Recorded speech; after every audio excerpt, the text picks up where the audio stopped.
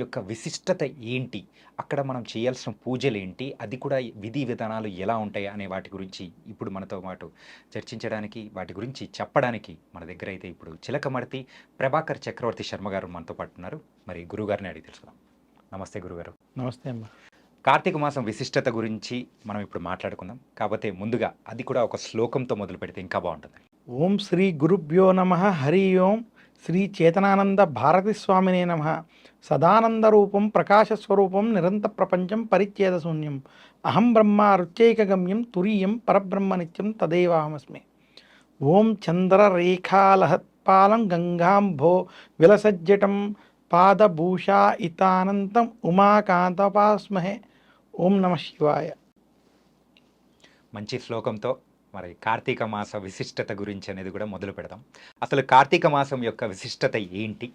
మనము అంటే పూజలు చేస్తూ ఉంటాం. ఆ పూజలు ఎలా చేయాలి? ఏంటి? విధి విధానాలు ఏంటో కూడా కాస్త మా ప్రేక్షకుల కోసం కూడా తెలియజేయండి. చాలా ఇది అద్భుతమైనటువంటి ప్రశ్న. అసలు కార్తీక మాస విశిష్టత తెలుసుకోవడం, వినడం ఇదే ఒక పుణ్యం. ఎందుకు ఈ మాట చెప్పాల్సి వచ్చిందంటే, నా కార్తీకే సమో మాస అంటే కార్తీక మాసముతో సమానమైనటువంటి మాసం లేదని శాస్త్రం. అలాగే కార్తీక మాసం శివకేశవులకు భేదము లేకుండా ఇద్దరినీ ఆరాధించేటువంటిది, పూజించేటువంటి మాసం కార్తీక మాసం. ఇంత విశేషమున్న మాసము కాబట్టే ప్రతి ఒక్కరూ కార్తీక మాసం కోసం వేచి ఉంటారు. ప్రతి మానవుడు తన జీవితంలో పాపాలు, పుణ్యాలు, కర్మలు చేసుకుంటూ ఉంటాడు.